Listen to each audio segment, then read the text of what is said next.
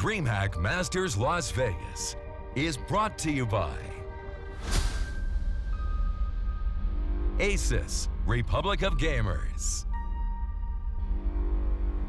HyperX, Monster Energy, live at MGM Grand.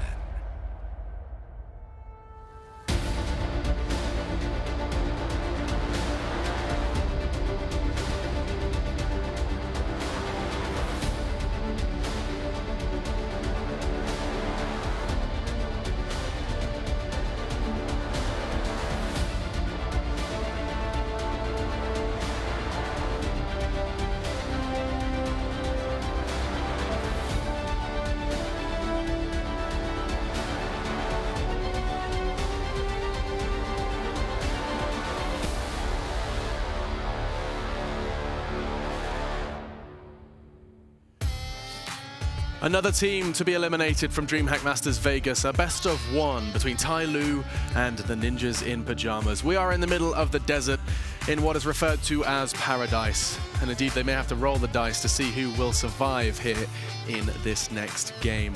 I'm your host, Alex Machine Richardson, and I'm joined by a bunch of CS brains and a little bit of brawn on the end to talk through how this one's going to go down. Is it referred to as Paradise?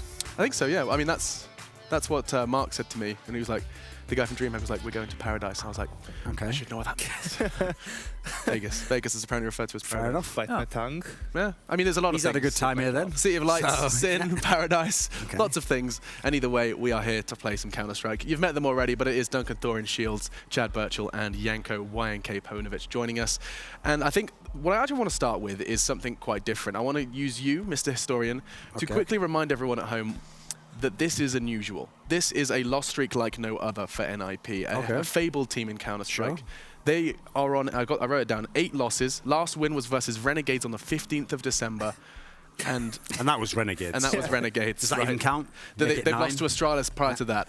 And I mean, this is not something that we would have expected in the past. In the story of NIP, these guys are fabled legends of the game. Well, the interesting thing is, like, first of all, I would always say the context. A couple of those games are online, but actually that in itself is interesting because even when NIP struggled, they've always been a pretty decent online team. Actually, they tend to qualify for all the lands, you know. So actually, in all areas, this is kind of uncharted territory for NIP. They've a team where ever since the Oakland win, they've just really dropped off a cliff. And they still have all the same pieces. Yeah. There's not any glaring error that should cause this to be the problem. But yeah, this is a team where, like, when I used to criticize them in 2015, okay, when they basically never won any big tournaments, yeah, they still made the finals of a bunch, like the semi-finals. They were still making the playoffs of the majors, you know. There was like a level to which their like ground floor went. Now they've like opened a whole basement and they've got like an elevator that goes down a mine shaft and they've got a hermetically sealed area down there with that one trophy. And Fifth Lauren's like, help! Something like that. I don't know. Right, well there you go. That's the abridged version. Painted a little picture.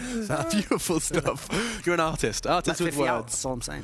Oh, yes, indeed. It has not been pretty for NIP. And we can bring up their group to see how they got in this position, where they are indeed on the ropes here in the MGM Grand. It is the loss to none other than Cloud9. A full 30 rounds of play and a couple of games, or rather rounds that could have gone their way, did swing the judgment and put them versus Tyloo in this lower bracket. One best of one map, and they could be eliminated in the groups of DreamHack Masters Vegas. It does still feel a little weird to say, but one individual always stands out, and I feel like we find ourselves talking about him a lot on the desk for Ninjas and win conditions is Forest. Chad, this guy, I mean, has been around since we were talking about Counter-Strike. Since anyone was watching Counter-Strike on your Cadrid forums, Forest's name was there.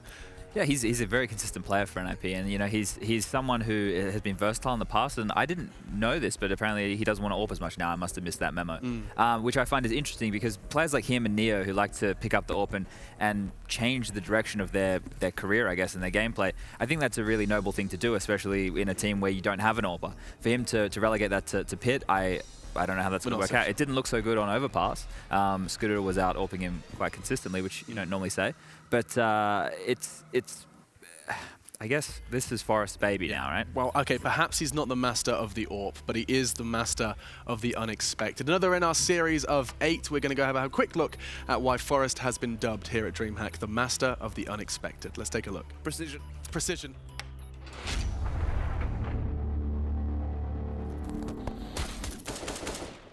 This guy's on fire right now. I think my general idea is just that it feels like I have more control over the situation if I control the bullets and tap away rather than spraying. Well, I've played Forest for a long time, and it's actually always kind of cool because it's like facing like a yogi master monk. I don't know how he stays so calm and taps away. He's an old-timer. It just really feels like I have control to land those headshots quickly.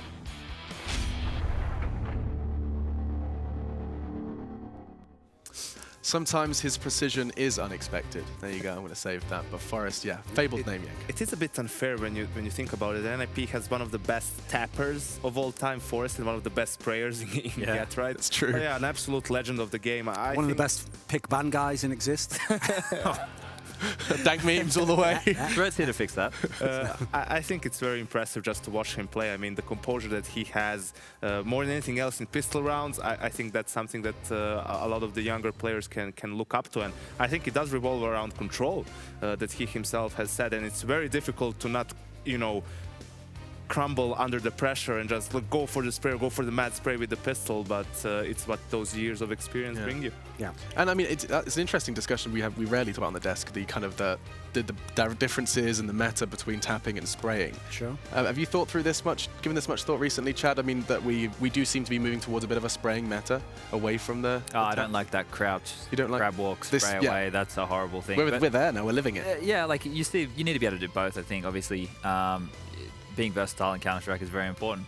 Players like Scream, get criticized for not being able to do the spammy type stuff, but he's amazing at one-tapping people. So if it works, it works. I think that's the way you have to look at it. And if your game's not as good as it can be because you're not embracing all elements, then you need to look at yourself. But when you watch Get Right and have that spray control that you were just talking about, Yanko, I mean, Duncan, it's absurd. It does make the game look easy when he has such a real grasp of the spray control. Yeah, well, that's actually one of the few parts of Counter-Strike that unfortunately can't translate, is you can't see what the person's hand is doing and how they're controlling it. So in an ideal world, it looks like there's just no recoil to the gun. So someone very casual will think, oh, everyone can just aim. It's like Quake, But obviously, the skill is something that's implied when you know how hard it is to spray like that. Yeah. An interesting detail, though, people won't realize this, but it's famous, that Forest is someone he's a bit lazy, right? He doesn't like to just play Counter-Strike. He likes to play other games on the side. That's actually why he has that style of play, because basically he played with a higher sensitivity, so he didn't have to switch sensitivity between Rocket Arena 3 and Quake 3 and when he came into Counter-Strike. And so he just uses like a higher sensitivity. Maybe had like double what a normal pro would have,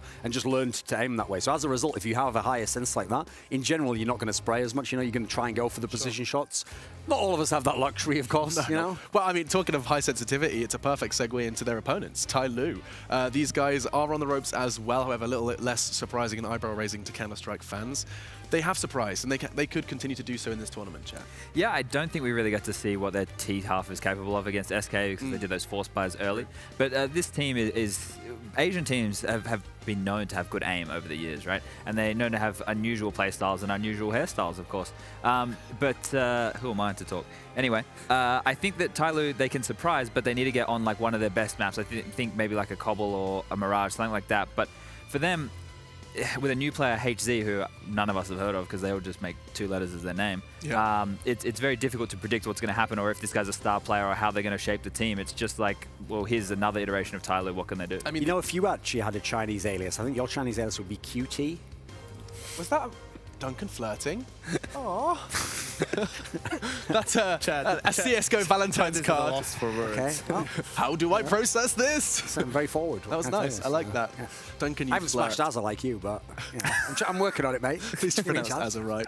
Okay, so smashing Azza aside, it's veto time. We'll start with you, Yanko, and of course migrate to Duncan. But I mean, thinking about this one, Chad's already started it by suggesting that Cobble or what was your other suggestion? Mirage are kind of where Tyloo needs to take this to have a They fight. won't get I mean, they won't be playing Mirage. No, they that's won't for get certain. Mirage. Yeah, it's true. Yeah, because NIP doesn't play Mirage, that's their veto. And besides Mirage, NIP is a team that believes they can play all of the maps. Sure, now we have Inferno instead of Dust 2, so I'm guessing they're going to get rid of that as well. Don't want to risk it. But the point being, NIP has a deeper map pool than Tyloo, so they don't need to risk it basic, especially now when Threat is here. I don't think they're going to mess up. You're less the panicked veto by this time around. Exist's vetoing that you hinted at earlier, Duncan. Yeah, well, in this matchup, they definitely have advantages. Like, for example, Tyloo had better not go anywhere near Train, because when they played that at the major qualifier, they lost to Mouse Spots on it, who I'm not even sure know how to play that map. So that's a definite mistake. They've banned it there, you see. I actually think Cash is potentially in the mix. I know that they've played that a whole bunch in Tyloo. That's something they're probably going to leave in, and it's going to be on Tyloo to pick what we're going to go to here. So I would say, I mean, the thing is, Cash and Overpass, both maps that actually both teams, in theory, like to play. So maybe we'll get to Overpass. I would actually like to see a Cash game. That's one that I've seen a bunch of games. Cobble, okay. But yeah, I agree. Tyloo was in that game against SK at the last Masters tournament in Malmo. It was the Cobble and the passive setup towards B from Tyloo that really caught everyone off guard, in a sense that, you know, you on B, on Cobble, you either need to take control of drop or control of platform. If you lose both, you're probably going to lose the side. Yeah. But Tyloo did give up control of both intentionally, and still somehow managed to hold the side, probably because their opponents were just simply unaware of what's going on. I think because that doesn't make any sense. It's very brave to leave Cobble in after, you know, losing 16-5. You know, most teams get mentally broken. Went for that. Yeah, but we're okay. We're talking about two different teams here. One who could upset and one that couldn't. But I think that, you know, faith in Tyloo? Yeah, I think the way that NIP were looking yesterday, they might be a little bit rattled from that game. What they lost to was individualism, and I don't know if anyone in Tyloo can play as well as Stewie. But I think if they can start their T half a little bit stronger with set strategy, they might be in with a shot. Well, I mean, you said they've got a shot. Will you back it up with a prediction? It is that time. No, going for the safe NIP. The old Moses play, we call it. Yeah. This could happen, and it's a real possibility, but no. Duncan? 8 losses in a row. NIP for this one, like especially on this map. This is one of those maps where, I mean, it doesn't even have to, they don't even have to be informed. They can just sometimes get wins on this one. So I think this is a good map for NIP. I think they should get this one. Well, Yanko, it's just down to you. NIP. Okay, so our desk believes it's finally time for NIP to break their losing streak. It has been 8 losses, both online and offline for NIP. Will it really be a 9th? Can Tyloo cause another upset at a DreamHack Masters event? There's one thing NIP have been doing as well as preparing for these events. In fact, they were so hyped to announce it, they may have forgotten to practice. It was, of course, NIP's new song, guys. Super hyped about that, and they have released it. We're going to take a look before we head over to your casters. NIP has a new official song, Standing When It All Falls Down by John Desson. Listen to it now.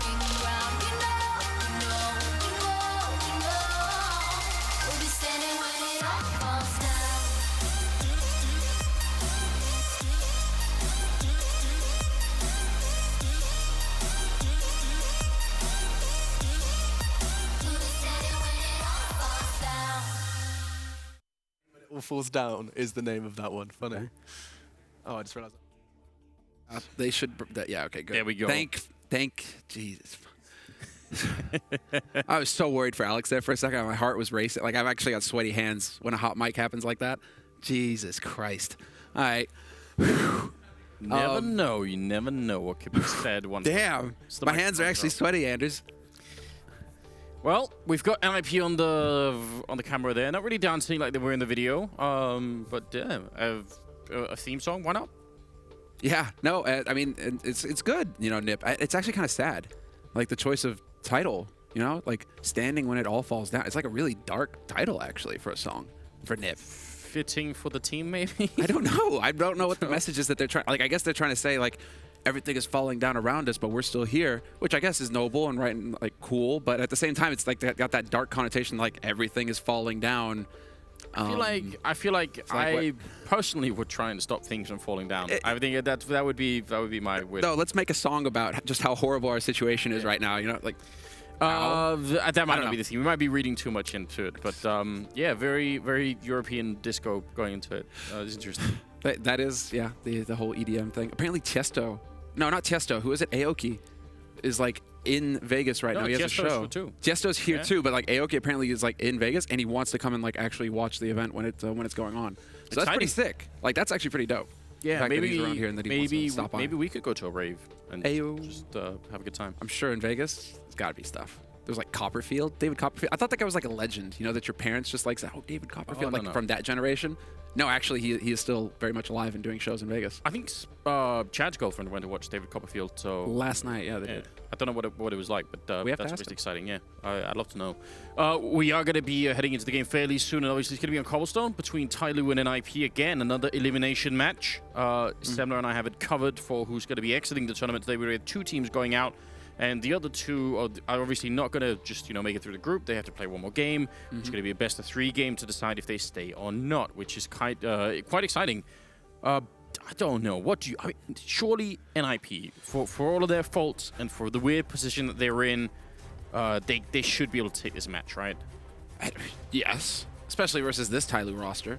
I mean, you got 4 out of 5 of the Tyloo roster, but unfortunately, Tyloo have taken a massive nosedive.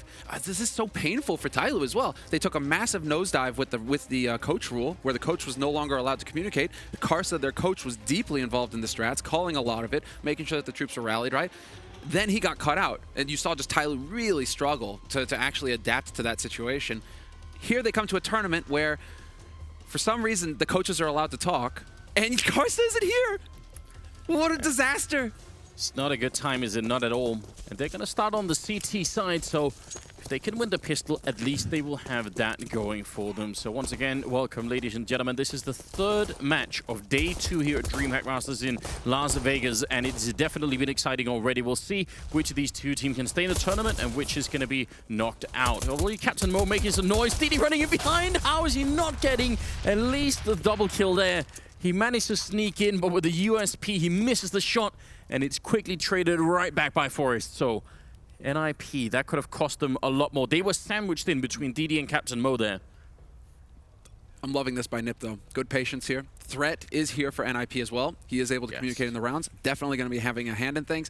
And if we were, like, listening in on the comms, probably just him shouting, like, don't move, stop. Because look at that hard rotation that was there a second ago for Tyloo. They had 3 players ready to greet them on the A site. Now they take down Captain Mo. There's a single player here that Nip will have to deal with just because they waited 20 seconds.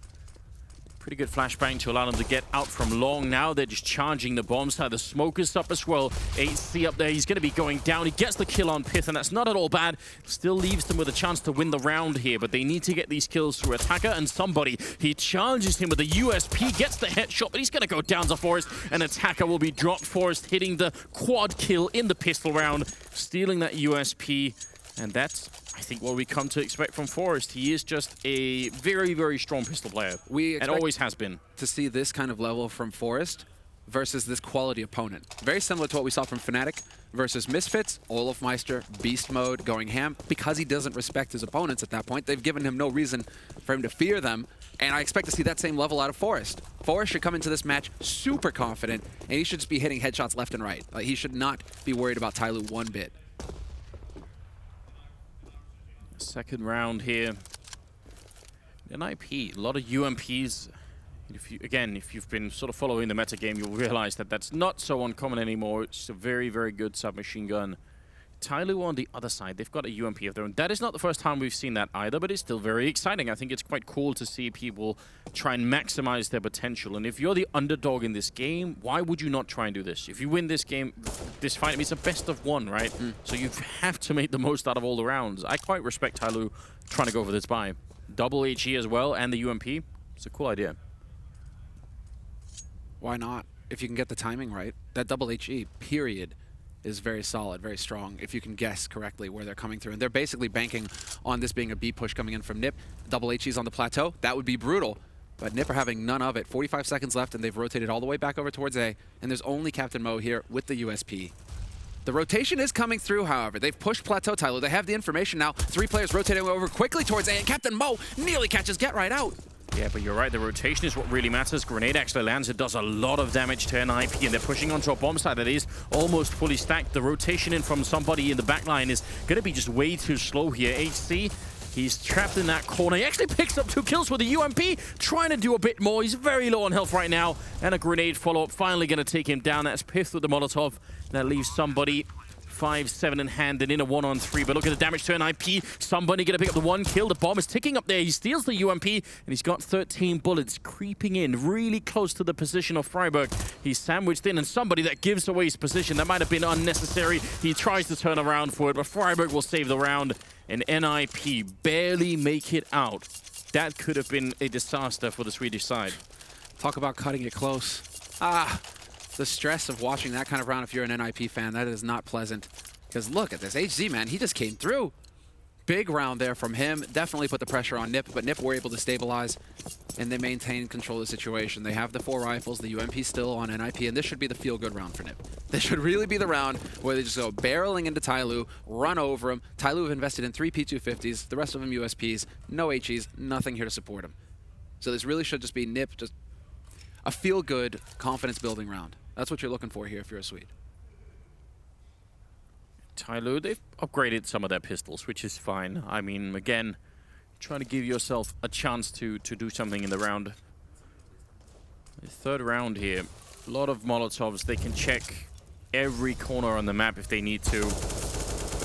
Fight in the middle as Forrest takes a tiny bit of damage, but not enough to really make a difference. They might try and push him, though, with more players, and he's actually reloading. Not the best timing. He's got some backup here, though. Pith helping out, getting the double kill, so I like it. I like it from Tyloo again. I think it's a good idea. Instead of just waiting around, they actually go for the fight. I mean, that's a feel-good sort of situation for Pith. He was at 3 kills before this. Now he's got, you know, a few anti-eco frags in there. Just managing to pick those up, make it look easy. So he's up to 6-0-1 now, just pulling ahead of Forrest with 5-0-1. So Get Right has yet to find a kill, but not really too worried about him. He should be able to make something happen fairly soon here. And DD just admiring his skin. Yeah, I like that skin. I use the same one. It's a good skin. The Guardian? Damn straight. Well, basically, because like at the time when it came out, you had the M4A1 Guardian as well. Yes. And so it was like that combo, right? You felt really slick because both like your UMP or your USP and your M4 had the same skin. Got the full special ops thing going on. Mm-hmm. But then they started releasing more of like the worked metal skins, and that's when I went to the Basilisk. Never went back. I love those. Like the Cartel on the AK, Cartel P250, Basilisk on the M4. DD gonna get caught back here. Not really anything that he can do at this point, so just trying to maybe sneak in a kill. Get Right, not gonna allow for it. 3-0. I wonder if we get a camera shot at any point of Get Right, just because I'm curious if his neck is doing any better, because apparently on the flight over here, he just ended up sort of sleeping or at least sitting with his neck really badly, and it actually, he was in pain yesterday. I just got a chance to say hi, and I tried to hug him, and he was like, no, don't do that. So that could be a bit annoying if that's going to continue into today. Hopefully not. Absolutely. It's on his mouse arm as well. Ooh, that's a very important frag. Captain Mo early on taking down Existen. The spray coming in from HC, just making sure no one would run in and try and follow up on it. Captain Mo going for it again, taking down Freiburg. Great stuff here for the Chinese side. 3 versus 5. And now they don't have any pressure. Why do anything at this point? Just go for a default spread, stack out all across the map and make sure that you can, yeah, just retake the bomb side. Even if they go and get the bomb down, you don't have to worry that much. I can read minds, Anders, as it happens. And Freiburg right now is just shouting, what is this idiot doing? Internally and obviously on mics as well. Because going for the re-peek in that situation, I guarantee you he's just pissed off because he's just like, why would that guy peek me again? Why would he go for a peek when he has the man advantage at that point? And that's just one of those things sometimes. You're going to go for that kind of play if you're Captain Mo. Captain Mo has a history of doing this as well for Tyloo. He's the kind of player who's just going to go and kind of enforce his will on the map. So it doesn't matter if it's disadvantageous to go for that peek. He'll take it anyway. Good flashbangs for NIP, but they're just running out of players right now. HC goes down. Forrest and Get Right. 30 seconds and 2 versus 4. We're going to try and go for it again. This is obviously the immortal duo, but it's a pretty tall ask right now, a really big ask. They're going to be taking out Attacker. 25 seconds. Yeah, Forrest gets a headshot on Captain Mo. Somehow we're in a 2-on-2. There is a flank coming in from somebody, but that leaves DD alone on the bomb site right now. 16 seconds, the bomb is going to be going down. Get Right in charge of planning that, and now he's got a very good angle against anyone coming in, but not in time. Forrest couldn't save him, and DD coming in with the double kill. Looked like Forrest had the better angle there up on the balcony, but not in time. They were both looking the wrong way, and Tyloo going to take in the first round there. That would have been disastrous for Tyloo if they'd lost that 2v4. Oh, yeah, no, that's not allowed to happen. And they saved Captain Mo's AWP as well. That's so important.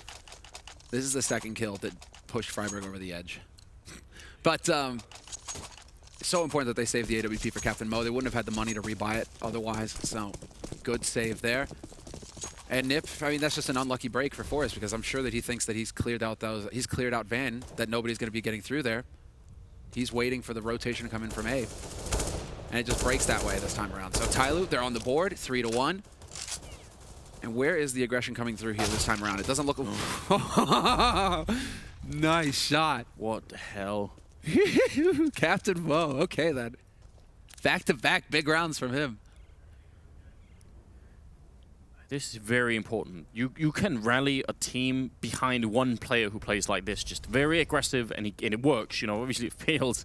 The team is going to feel a bit weird, but you've got one guy leading the charge like this. Suddenly you feel like it's definitely possible. And NIP, how do they recover from this? They're down and dropping. They're trying to see if they could push their way out. Attacker making quite a bit of noise falling off the ledge. Then not sure that was necessary. He does have somebody over at the corner behind him, so they could control plateau if they wanted to, but they've given up on that. And now NIP, 50 seconds. They've got 2 flashbangs left to try and get out of drop here. If they misuse them, that's going to be a problem. Freiburg in charge. He's put one in. It's going to be a follow-up. Not quite yet. Attacker still got the perfect angle for this, and he's not going to be flashed anytime soon. There's 35 seconds here. And NIP, now they're finally going to go for it. They need to move. Somebody's gone down. But as long as they don't get that bomb plant, they're not going to be safe. There's the flashbang finally in, but no one getting a kill behind it. And DD going down. Good shot for Captain Mo. 2 versus 3 in 20 seconds. NIP wasting too much time. But there's the info. There is the info. They should know that somebody's holding close now in front of Rock. So that's something for Nip to work with, and Forrest is going to be in a bit of a tight spot. They don't have any nades left. So there's the shot. Misses it. The opportunity. 7 seconds left, and Forrest not going to make it happen in the end. Attacker keeps his cool. Picks up 2 kills in the round. Captain Mo with another 2 kills.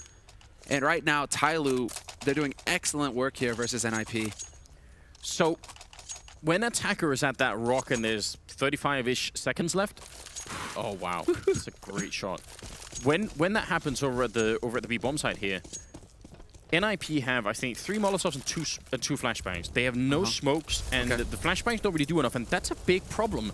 So yeah, they could wait around for a long time, but as long as Tyloo weren't peeking them, they eventually would have to walk out into the open and just try and take some of those fights. And Tyloo doing a pretty good job at holding on to it. Now we're seeing a lot more speed out of the Swedish team into the B bomb side, and Attacker's already down to Exist running with the Tech-9. Somebody has to stay alive, and he's only got the AWP.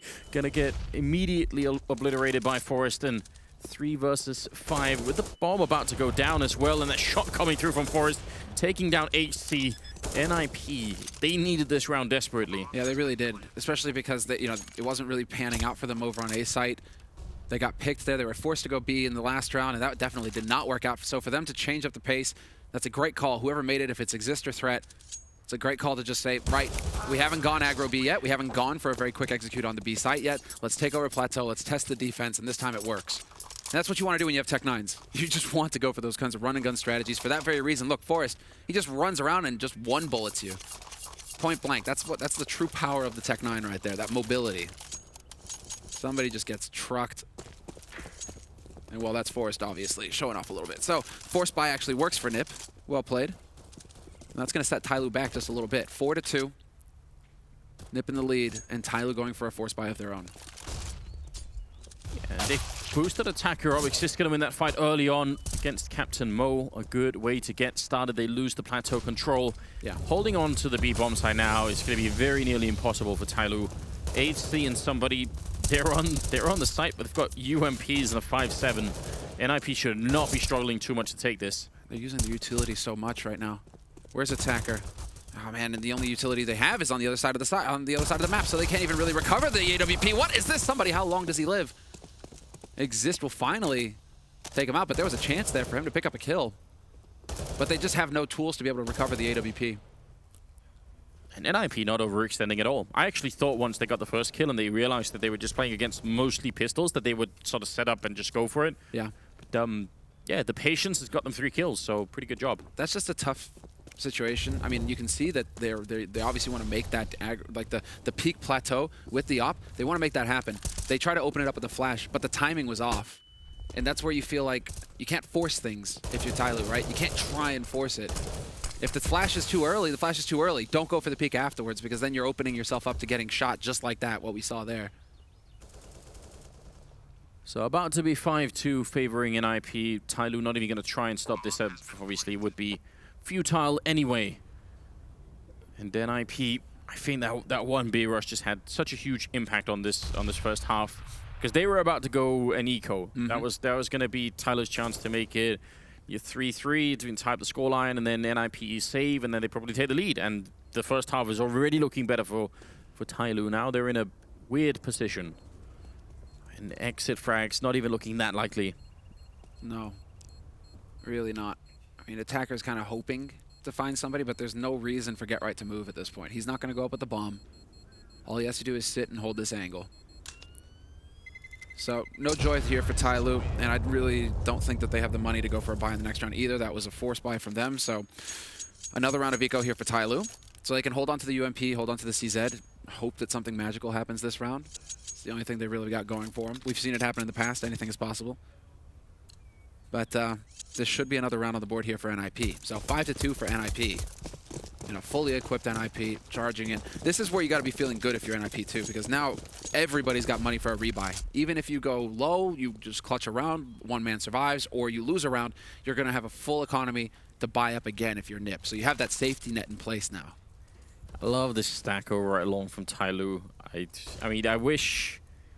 Again, I wish they had a flashbang that they could flash themselves out and go for the fight. But even then, I just like the fact that they're trying something different in these rounds that are near impossible to win. NIP have been incredibly patient though, and it's been hard for Tyloo to make any of it work. But again, I get slightly bored in the long run watching teams just go for default setups when they have USPs. It's I think really a good idea. Yeah, you might as well gamble. And it's somebody, he's only got the USP, so they really did try and concentrate their firepower at Tyloo in that stack. Somebody with the USP not really going to be able to do too much. NIP, it looks like they're done with A. They got fed up with it. It's working on B, keep doing more of the same, at least so long as Tyloo haven't bought. And so it will be NIP just strolling out onto the B site. Fairly easy work, no problem at all for them. And again, Tyloo just need the exit frags if they can get them at all. 6-2 going to be the scoreline here. So NIP definitely feeling good right now. And it's an elimination match. The last thing I think people were expecting was that maybe NIP would go out after just having played 2 games. And it looks at the moment like that's not going to happen, but you can't judge it just quite yet. Tyloo's certainly struggling a bit. Anything is possible when it comes to this NIP roster. Talked a little bit about it coming into the tournament, and really, you know, it's like NIP have got something to prove. They have to show results this tournament, considering that you're talking about a team that made the finals of the majors consistently up until like a year and a half ago, and now they haven't even qualified for the last major. They need to show something here at DreamHack. This might as well be a major with the caliber of players attending. So now's the time to really show some results here if you're NIP. Yeah, there's been a lot of questions about what happens if they don't make the playoffs somehow. If that doesn't happen, then, you know, is it going to be too much for the team to really handle? Yeah. I don't know if that's too soon to talk about, but definitely it's encouraging, I think, to see them play this well at the moment. 6-2 is the scoreline, and the 9th round is coming up. And finally, Tyloo can actually buy rifles again. They've got a big stack over at long, well, a big stack, but they've got quite a committed push over at long with Captain Mo and HC holding that side, and then the rest over at B. Does leave mid entirely open in case NIP managed to sneak in there. Certainly be a big problem for the CT side, but yeah, I'm interested if this setup will work out for them. I mean, very commonly people Molotov this corner, and if they do, Tyloo could be in some trouble. The flash is there. They're ready for it. There's the trap. HC opens up, takes down Pipe. HC with the double kill. Freiberg is gone as well, and just like that, the trap is sprung, and it works perfectly for Tyloo. A very disjointed attack there from NIP as well, just one at a time taking duels. That is not how you want to do it. If you're going to clear out angles like that, you need the spacing to be tight so that Freiberg can trade immediately. Man, they had the flashbangs. They could have had the Molotovs as well. They didn't use them. And I think if they had, it would have been tough for Tyloo to keep that position. But NIP skipping a bit, and it actually cost them quite a lot. 3 versus 5 now, and 30 seconds on the clock. Forest is all over at long. Get right, meandering about in the hallways, just sort of in the middle. Looks like they are gravitating towards the other side of the map. Exist going to pick up a headshot there on Attacker. We are running really low on time here. If NIP is going to try and make this round work, it has to be now. Exist has gone down. Forest has cleared out pretty much all of the bomb side, except the back there where Captain Mo is waiting. I think it's time to just save. There's really nothing they could do here. Excellent work. GetRight's not going to have the time for the plant. The round is over, and they'll find the kill anyway. So DD, great job. I mean, from the first step here in the round from Tyloo, setting a trap in a place that NiP have gone to so far at the beginning of this half quite a bit. It was a lot of long takes from NIP. So for Tyloo to choose this place to try and set the trap, to start strong in this round versus NiP, it works out perfectly. Gotta give it to somebody as well. He didn't overextend on B when he lost attacker. He could have gone for the re-peek, peeked one at a time. That's exactly what they were looking for over there on Plateau. But he showed some good discipline, did not overextend. I mean, we're seeing some good fundamentals here from Tyloo. I'm really enjoying this match. 6-3 right now, and a good boost for Captain Mo. They're trying to remain as unpredictable as they can be. No grenades landing on them yet. It's a very common grenade spot. It's going to be the Molotov instead, so Captain Mo almost, no, actually, does it just blow up in the air? I think it might have gone too far, so it just evaporated. It's a bit weird. Speaks of nerves, perhaps, on NiP's side. Missing Molotovs, it should be standard. DD, the timing from him, that's wild. Attacker commits as well. This is getting nasty because Captain Mo does move in. He manages to trade it back. We're into a 3-on-3, but that was chaos. There was definitely a chance for NiP to really take advantage of it. Unreal, Captain Mo, how does he not hit the headshot there? Just running and gunning a bit too much. 50 seconds on the clock here, 3-on-3. If Tyloo can just win this round, then suddenly we have a real half on our hands. But if they get reset again by NIP this early on, after having just won the single round, that is not going to be good enough. Running the clock low and gravitating again back towards the A bomb site. Way in the back is HC. The problem for him is he's got no grenades to buy time. So if he, first of all, because of his position, he's going to realize late that they're even here. And when he does realize, he can't buy any time. So he has to get at least one kill, preferably two. Oh, no, the smoke goes off. Very well done. Somebody's going to be hard-pressed to support his teammate. It is on HC now to find the shot. Kite's been spotted. He does trade 1 for 1, so at least there's that. Somebody takes advantage of that to go on to ramp, and somebody with both kills. There you go, the hero play from somebody. And honestly, HC did a great job then. The Molotov on him, it's very easy to panic and make a mistake. Instead, he got the headshot on Pith, and then he got the next kill as well. So, I mean, that could have easily been a double kill for him. If he had the AK instead, it would have been 6-4, and Tyloo making it work. NIP with one more buy left in them here. AKs and quite a lot of grenades, but they're starting to wake up. It's back to, this is a change, however, from NIP. But this is looking like they want to head back towards that A site. This time around, however, there could be 2 players making the push through underpass. Python Forest working as a duo. But Captain Mo's got that angle. The timing is just off. Captain Mo, he had the right idea, but he wasn't able to capitalize this time.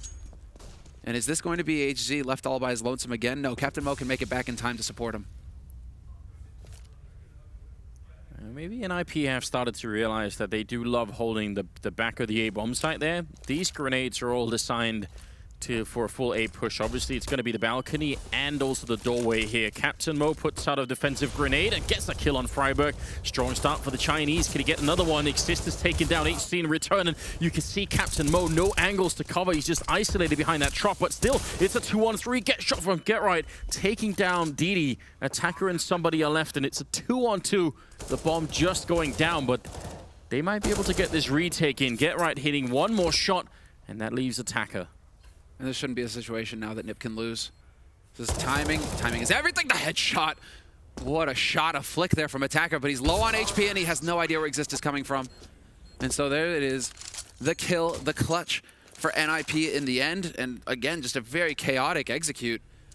If you get any kind of replays there, I mean, it's a lot of individual play. I don't think Tyloo are anywhere near retaking the site if DD doesn't get the double headshot there. Somehow, he made that happen. Because otherwise, you're working with the 1 kill that Captain Mo was able to get. But that's nuts. Look at that. Yeah, unbelievable, isn't it? 7-4. Moving into the 12th round. Sort of heartbreaking for Tyloo's point of view because this was their chance again. That one round where NIP rushed the B-bomb side, and then this round, each time they could have forced NIP to eco. It would have just a different game entirely. Indeed. But NIP managed to power through just when it really matters the most, and now very light defense over at the B-bomb side early on in this round for the CT side. They don't really have the pistol, the rifles or anything, but still, if NIP go B, which they have done a lot, this is going to be tough. And there has been a few hits B. There was kind of consecutive as well, the 3 at least. They really did focus on B to try and draw attention back over here. You don't want Tyloo to start cheating too much on the CT side, stacking an extra player over on A, for example, like they're doing here, because Nip have gone A a couple times now. And so Tyloo trying to pull a fast one on him, and this time it might just work. Nip, they're gravitating back towards A. 45 seconds left. Oh, do they trust in the call, though? And that's the issue here. HC, you see him rotating off. That's not going to be the right call to make. They're going to lose all over the place. HC and Captain Mo both going down. A jumping shot coming in from Pith as well. And Didi and somebody just, again, looking to sneak in a kill on anyone that they can here. Obviously going to be an 8th round for NIP. Just the struggle of playing on Cobblestone CT side with no economy at all. It's really tough to watch it as well, because you know there's not much they can do. There aren't that many big risks. Great job from Didi taking down Freiburg and Get Right. At least they get that out of it. This is, I mean, well, you are seeing some adjustments made here from Tyloo, but they certainly did not have a good time on Cobble yesterday versus SK. Some would say they got bodied by SK on Cobble. So to get bodied twice for Tyloo, that's a painful thing to start looking towards if that's actually going to happen. There are 4 rounds on the board here, Tyloo. 8 rounds now for NIP. But the score versus SK yesterday was 16-5 on Cobble. So that's tough if you're going to play Cobble twice and get knocked out of the tournament. Let's see, 13th round here. Still no money to buy. This team just, I don't know, like, how do you rally support and how do you rally any kind of momentum if you just cannot buy rifles ever?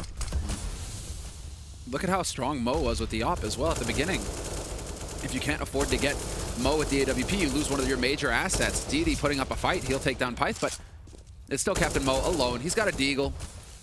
It's not even a contest for that kind of a push. They just get Mo down. Mo trying to see if he can push through the smoke, and he's hiding in the corner. Sees the gun barrel for Get Right, so that's an easy kill, but not going to get a chance to do anything else. So 9-4, moving into the 14th round. NIP, they've got to be feeling confident right now. I'm not sure if they are allowed to have their theme song playing while they are playing the game, but, you know, maybe they should. Yeah, Tyloo kind of falling down right now, that's for sure. Okay, but now Mo has his op again. This is what I want to see. This is what I want to watch right now. He's got 7 kills, 4 assists. Man, it's slowed down quite a bit for Tyloo as far as kills are concerned, but he's going back to what worked in the past. Nip, however, they know what's coming. They know that they need to prepare for a buy from Tyloo, maybe not the op, but they're not going to give him that free pick that he was able to make happen versus Exist a few rounds ago. Well, a few rounds ago at the beginning of the half. At least he has the AWP. They can sneak in the last 2 rounds. I mean, 9-6 a pretty respectable scoreline for playing CT side Cobblestone. I'd be satisfied with that if I was Tyloo, but if they don't win this round, there's a very good chance it'll be 11-4 instead, and that is not acceptable. Grenades are coming in. Does flash out Didi. Just going to fall back around the corner. Not too much of a threat to him at the moment. Plenty of time left for NIP. In fact, they're pushing much earlier into drop than they were just earlier in the half here. Didi still pretty aggressive. Going to try and see if he can challenge the smoke and goes right into the face of Get Right. Wins the fight, but he can't pick up Freiburg. He needed both those kills. Now, they're no better off. Yeah, nice attempt. Have to make the hero plays. He has done some damage to Freiburg. Freiburg now looking to push through connector, and they're going to split onto A. Only issue here, 2 players still on A. Captain Mo and HC. Both of them are on the site. Can they get in the proper positions, though, knowing that they're exposed from connector? Exactly. You see HC has to worry about balcony now. This is a nightmare situation, but he still manages to pick up 1 kill. HC is stepping up right now. Survives for quite some time, and Captain Mo misses a key shot. That's the difference maker right there. If Captain Mo can hit that shot, we're going into an even retake. Now, it's a man advantage for NIP. Yeah, you can buy even more time. Forrest gonna be able to take down somebody. And I don't know what Attacker could do, but I almost feel like if you're this far behind, just try it and go for it. Run in there, pick up the kills. Instead, he's gonna get taken out by Exist. And that will be 10-4, favoring NIP. Tyloo with another, I mean, obviously they're forced up at the 15th round, but it's just miserable how low their economy has been through this whole first half. Mm-hmm. Yeah, they've just struggled. NIP have done a fantastic job of controlling Tyloo's economy. Every time it looked like Tyloo were starting to get back into it. I mean, granted, it's kind of been the NIP show through and through, but Tyloo were able to chain 2 rounds together twice. But then they're just, you know, they're winning 2 rounds, boom, they get reset. Winning 2 rounds, boom. And so now it doesn't really matter. We're not talking about an economic game. We just need rounds on the board here for Tyloo. really anything. Captain Mo's got someone pinned down. That's Pith all the way over in the T yard, but not going to result in a kill this time. And the rest of NIP, they're just following the exact same game plan every time. They just spread out across the map and wait for a long time. Oh, that's so frustrating.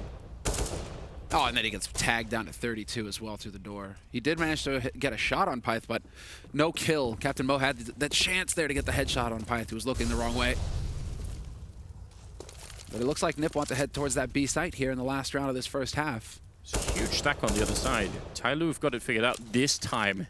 5th round, absolutely critical for the Chinese team. Great Molotov landing. Matt there is going to actually catch whoever is in the corner. That's HC. Not quite spreading far enough. So NIP's grenades, so far not that effective, but Forest AWP certainly will be. HC tapping away with the UMP, gets a follow-up kill, looking for the triple. He very nearly takes down Forest. There's the headshot dropping. A fantastic triple kill coming in. And now it's all on Get Right. 1 versus 2 with just 27 seconds. The bomb is down on the site and not planted yet. Really difficult to clutch this one. And HC going to get the quad kill, closing out the round, getting 5 for Tyloo. That's what we'd like to see. 13 kills on him. That was a great round for him. It's a great round, yeah. He's had a lot of high-impact kills, HC. Over on the A defense, where we usually see him, unless they're stacking on the B side here. But over on A, he's been getting those kinds of kills that have kept Tyloo competitive in rounds. But this is obviously a very strong start, or rather finish to the first half here for HC, but also the recent addition to the team to keep in mind. Fancy one, watching from the sidelines at home probably. Wondering what could have been. You had to mention it, didn't you, Selma? I had to mention Fancy One. He's in like purgatory right now. The name that cannot be said out loud and talk about Tyloo. No, it's true. Just a weird and unfortunate situation for the Tyloo team. I feel like they obviously got the visas and they got all of the travel things sorted out. So that's the first step. But now they need the consistent lineup. They need the good teams to practice against. You know, all of those things have to work out. Maybe do a Renegades and just move everyone to America, or do an Orbit. I think the other Brazilian team moved to Sweden to play. So you move the team, come play in Europe or America, or somewhere else. We've got dualies on Get Right. That's a throwback. Everyone loves that. It rarely ever works, but I still think it's entertaining. So I appreciate it nonetheless. This is Get Right trying to change his game up. He's trying to figure out what's going on because he's not getting kills right now. He's struggling. So we'll see if he can turn it around here and get to the top of that scoreboard. Pyth with a strong start, but they lose exist in the process. So we're into a 4-on-4 situation here, but still plenty of time here for Tyloo to work with. Look at him crouching around under that window. He hears them dropping down, and is he even going to stop? He just tries to shoot them in the back. Grenade out, but he will let them through. He couldn't really punish that, even though it looked like the timing was about to be dead on. Now it's actually Tyloo who have the lead. 3 versus 4 at the moment. The bomb down as well. This could be a real breakthrough round for the Chinese side. They're going to try and counter boost up their NIP to wrap someone around. That's going to waste a lot of their time even doing that. And even worse, Freiburg. Yeah, but he also has the kit. That means if he goes down up at long here, he's going to be in so much trouble. DD's gone down, but Freiburg is the one who has to make his way through. And a great headshot, taking down one. And now it's Freiburg versus Attacker, who's hiding behind there. But Freiburg, is he going to hold it down? Attacker wasting too much time. He's not going to make it. Freiburg actually stopped the defuse, goes for the fight, gets the shot, and Freiburg going to be able to clutch it, gets the double kill, has the time for the defuse, and NIP going to make it to 11 rounds. My God, that was scary. If Freiburg, I mean, the second kill, I think he could have even won the round if he stuck the defuse the first time around, but it's the fact that he's the one with the kit. If he dies up in plateau, the round is done. The kit and the flash. He's the only one with the utility. There you go. He throws it out, but his teammates have already pushed through by the time that flash is going in. So just very, very touch and go sort of situation there for NIP. All sorts of things could have gone wrong. Very surprised to see Tyloo lose control of that situation, given the fact that they had every advantage at that point.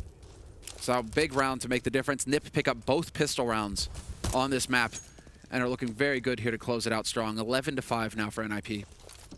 You can also see the confusion in the fact that the bomb was planted behind the statue and Attacker was just not in a good position. That's if that grenade had bounced just a bit further, that would have taken a lot more health for Captain Mo and somebody.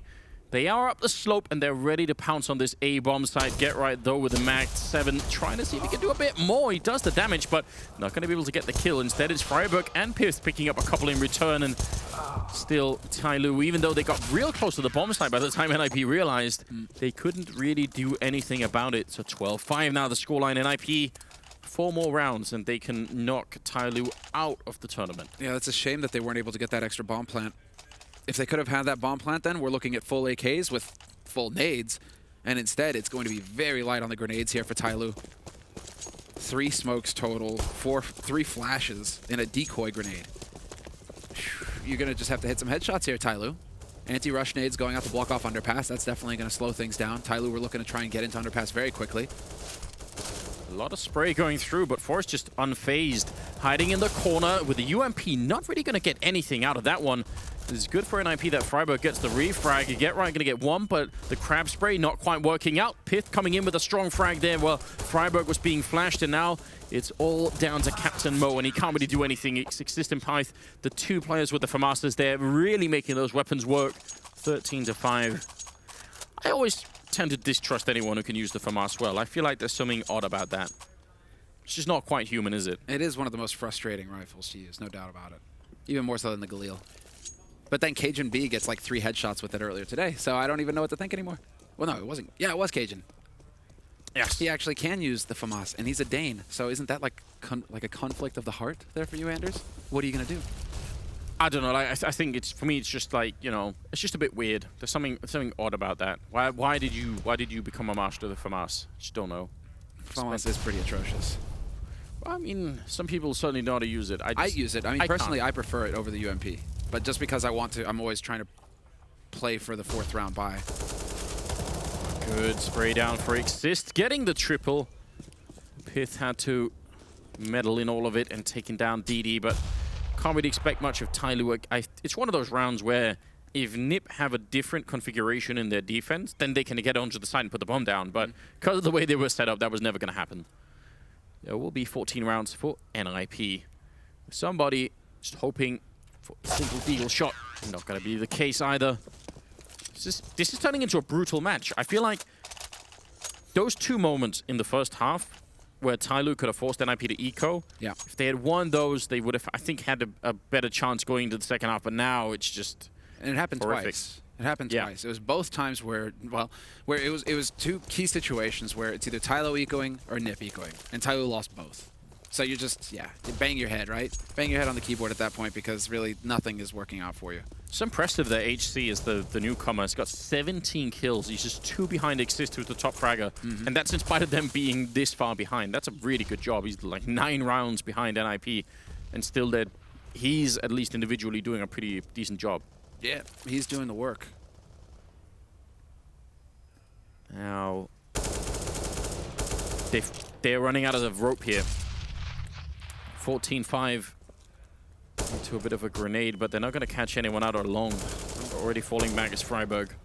Where are the comms?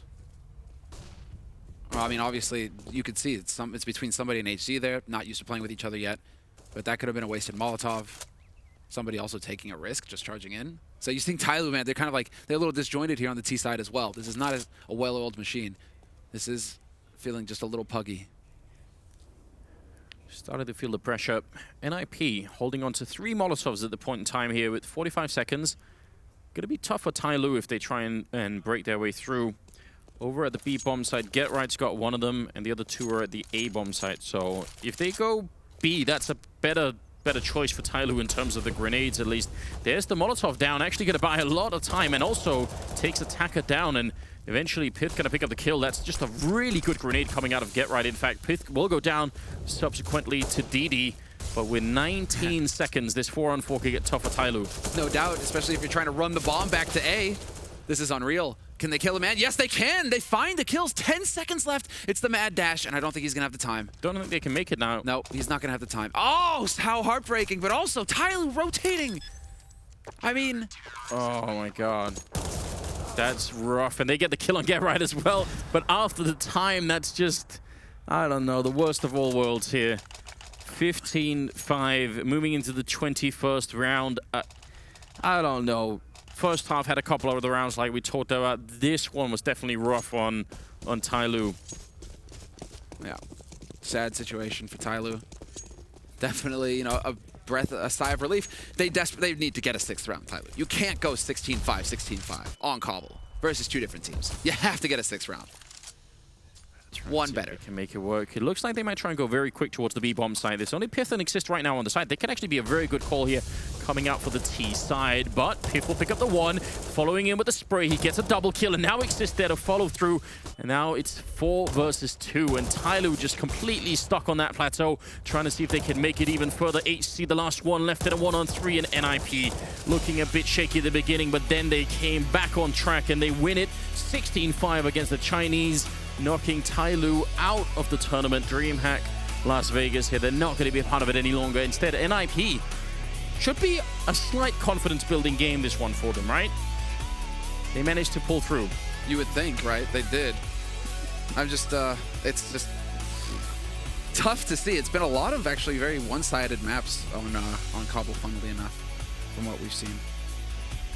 Very even, in fact. Well, I mean, actually, it's fun. Out of the 4 times we've seen it, it's 16-12 VP over Misfits, 16-5 SK Tyloo, 16-5 Tyloo Nip, and 16-12 Navi Mouse. So it's actually like 16-5 and 16-12. Andrew, just one way or the other. It's not bad. It's not bad. I'm interested to see if NIP can continue like this. I think they had more firepower and they just look like way more of a team. I think threat behind them to keep NIP calm and make sure they didn't make any big mistakes. I think it really makes a big difference. Yeah. I want to see threat at just every event. I am actually tired of NIP going to lands without threat. Even though I realize there's some events where like he can't talk in the middle of the game. I don't care. Just bring him anyway. It's tough because he's still working on his masters, isn't he? Yeah, so make him quit that. He's just finishing the school. He's finishing the school. Yeah, just don't do that. Threat. Just follow the team. Start to get an IP better again. I mean, if you do that later, when he's in his 50s, I mean, just go back and finish the degree. Then it's fine. Just leave it on the shelf for a while. Think about it every once in a while. Just don't care about anything else. All right, guys, we're gonna hand it over to Smix, and we'll see if she asks about threat and the fact that he's here on site, and if that's helping the team. Congratulations, Freiburg. You guys looked really, really great today. A bigger step up than yesterday, as it was a very close loss against C9. So let's just start from there. Especially there was a moment where you guys were up 14-3. C9 rushed in with Tech 9 armor, and then everything swung around from there. So walk us through what happened there, and was the team rattled after that loss? Yeah, I think that Tech 9 round kind of won them the game. I mean, we lost a lot of situations, and so did they. So I mean, it was a close game overall. We tried to rotate. I remember that round. I tried to rotate, but I got caught before I had time to rotate to a defensive position. So that was a tough round to lose. But yeah, I mean, we shouldn't have lost a lot of rounds. But I mean, so did they. So yeah. Well, the last time that we saw you guys was already a long time ago. It was actually at the major qualifier where, of course, you had the shocking loss, and everybody was stunned that we wouldn't be seeing NIP at the major. But more than anything else, it's you, the players, that are most affected by that. So after that loss, how was it for you guys, and how long did it take to actually start practicing again? Yeah, I mean, it was a very tough loss, for sure. We had very bad luck with me and Pith being sick just as that week came on, so very unlucky. We have been to every major except for the E-League major now, so we'll make sure to get to the next one. We had a pretty long vacation. We had a very exhausting autumn for us. We were to almost every tournament, so we needed a longer break, which we took. So it's been tough getting back in shape now after the vacation, but we're slowly getting there, I think. I think the boot camp that we had before this tournament was very effective and did very good to us. So yeah, it took longer, but I think we're starting to get back into form. And of course, NIP is a team that's always scrutinized, and the desk has mentioned that you guys have been on an 8-game losing streak that you just broke. But that being said, it's easy when other people see that to say this and that about the team. But that all aside, you as a player in the team, how do you think the team is doing right now, and what's the condition of the team like? I mean, I think we're doing pretty well. I mean, practice results doesn't really matter, but we have played a lot better on practice than what we have done on games. So right now we're trying to just think as every game as a practice game, making sure we do everything as we would do on practice. And I mean, the games on the major qualifier and the first 4 online games which we played this year, I don't really like, especially the online games this year. I don't really count as like that was the first games in a very long time for us. So I mean, it's hard getting back into the competitive CS if you've been away for like almost over a month. So I think it's good for us getting here, the first event of the year for us, and it's always nice getting a win after we've been losing some games in a row. All right, and my last question before I let you go, of course, there's that decider match coming up next. I'm not sure who you're going to face yet, though. So would you want to get revenge on C9, or what are your thoughts? Yeah, I think I'd get a revenge on C9. I know that we're a better team than them, so I'll just like to play them and crush them 2-0. All right, well, we'll see that if that happens. Best of luck again, Freiburg. And of course, guys, back to you. Thank you very much, Sue. Just chatting to Freiburg and getting to hear that he feels like that boot camp was a very big help getting their year started off right. And they're not going to be going home, so that is a step in the right direction. Tyloo unable to make an impact here at DreamHack Masters Malmo, as they're going to be Vegas. We're not in Sweden, in case you're wondering where we are. MGM Grand is not in Malmo. We'll find out, won't we? But Alex, we will be again September 2nd to 3rd. You can find early bird tickets and DreamHackMasters.com, mastersdreamhack.com. Masters.dreamhack.com. Look at that, together. Something like that. We can make it work. Hey, I've been a host too. Yeah, yes, you have. Yanko host best Yanko host. available for hosting now at DreamHack Masters, possibly Malmo. Possibly, if I can get the team names and, of course, the venue right as well. Yes, we are in Vegas, and Tyloo are going home. Another team eliminated from the tournament. But I mean, what's our initial observations here for you, Duncan, when you see Tyloo getting just 5 rounds versus the Ninjas? The problem is you have to look at this Tyloo team, and no matter, even if you want to just take it in isolation and the performance here and say they must have practiced, they must have at least known they were coming to the event. There's the whole drama that's outside of it is the big elephant in the room, was the fact that this isn't the real Tyloo lineup that they've had for the last 2 years, which was the one that got the upset over Luminosity. Obviously, a bunch of the players left, a couple of them came back. They don't have their coach. If you remember, that was a big storyline when they had that big upset over Luminosity, is everyone was saying the coach was up all night long watching demo. That guy's gone. So at a tournament like this, they probably could have really used someone like that, actually. He could have really helped them. And I have to say, looking at them, I see a similar flaw with them as a team that I saw in the past when I saw them at some of the minors, actually, like, for example, where Chad's Renegades teams were at, because one of the big flaws they seem to have is, maybe because they're so dominant in Asia, I don't know, but they don't really seem to play the most up-to-date metas of all the maps. Like, they don't seem to have all the little spots, and they have weird moves that they do when it's like a save round, or how they'll set up to take map control. It's like some of the stuff is just different, and then some of it is just in the past. Right. It's like 6 months ago, and you just wonder in that sense, like, are they even giving themselves the best chance? Because you saw from some of the kills, absolutely some of them. DD, pretty good player. Somebody's got some skill. This, aside from the roster move issue, which is clearly still hanging over them, I don't think that 5th player is necessarily decided yet. Yeah, you've got to look at the team and say they're not giving themselves the best chance. Yeah.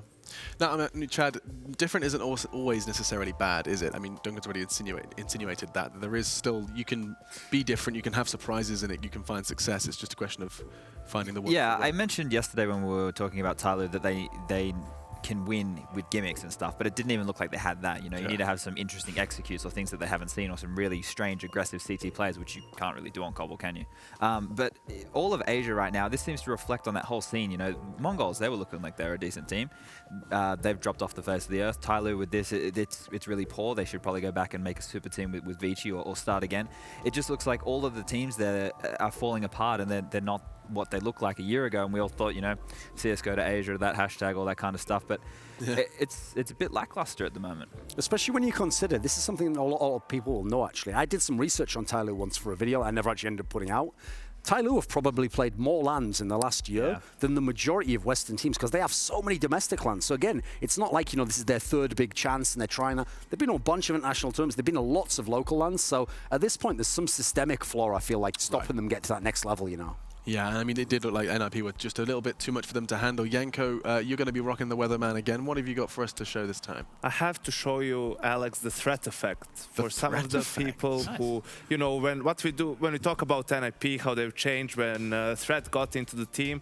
I picked that around that's going to be an example for that, and it's actually, funnily enough, it's an anti-eco round, so against pistols. So for all you guys wondering, like, Yanko, why are you showing us this round? We want to see a cool execute, gun round, smokes flying everywhere. I say no, because too many teams lose rounds to pistols, and that madness has to stop. So you can see it's pretty standard stuff. Tyloo has saved a couple of rifles, some armor, basically on DD and Attacker. But besides that, it's just pistols, pretty straightforward round. You can see how NIP spread around the map. They are waiting for some aggression early on. Tyloo is stacked towards the A bomb site. So right now I'm going to fast forward a little bit because we will see NIP rotating back towards B. And what's important here is their usage of utility. You can see smokes falling down, Molotov on top of the tree. Also Molotovs that are in these close corners. You couldn't see it initially. They cleared this beforehand. So by doing that, they basically eliminate the danger of anyone being up close with a CZ or a UMP or a shotgun or anything like that. They go for long-range battles. They obviously have the rifles, and it's a pretty easy round. And this is how all teams should play anti-eco rounds, anti-force buy rounds, use Molotovs to clear out close corners, then use the advantage of the rifles long range, and you will not lose as many silly rounds and not lose as many games, and you will be better at the game of Counter-Strike. Thank you. Praise be. There you go. Public service announcement from Yanko there, Mr. Paunovic. Before, I thought the concept of that feature, okay, was to teach like the people out there how to play. He's trying to actually teach the teams at this tournament how to play CS:GO. Well, I mean, that's a perfect opportunity, though, because the amount of times I've been on a desk with all of you, and at one point or another, you've sat there going, it's agonizing watching people lose to like anti-ecos, force buys, and there is such a simple solution. Or at least Threat was a prime example. When NIP were at their very best, I remember you would sing high heavens about how NIP approached those anti-ecos. It's only because of two things. One is it's about discipline. You have to be disciplined because you're playing against pistol. It's not like free frags and padding stats. The second thing is it's the fundamentals. It doesn't matter. If there were 5 players on that bomb site, NIP would still win the round. Yeah. No problem, because it's like fundamentally sound. And a lot of teams like try to overcomplicate the situation. Okay. Well, we'll leave it there. Tyloo are eliminated from DreamHack Masters Vegas. Again, unable to make an impact. It does seem like we are thinning the herd quite swiftly here, and NIP have managed to break their losing streak. As you can see, the score 16-5. You can see they could play Tyloo every day. 10 rounds in 2 days. It's just not a dream. It's not a dream. For a lot of teams, that's been the case in this tournament so far. I actually think it's unfortunate in that sense that the Cloud9 guys got the win over NIP. I think that would have been a more competitive match, Cloud9 maybe, you know. That could have been good. Maybe we'll see more of Cloud9 a little later on. You can see you've got more to look forward to after the break. We'll probably leave it there, though, as we are going to go ahead and take a quick one. When we do return, we're going to be seeing some more fantastic Counter-Strike live from DreamHack Masters Vegas, as one more team has to be eliminated from the tournament before we can start locking them in for playoffs. We'll be back in just a moment to bring you more CS.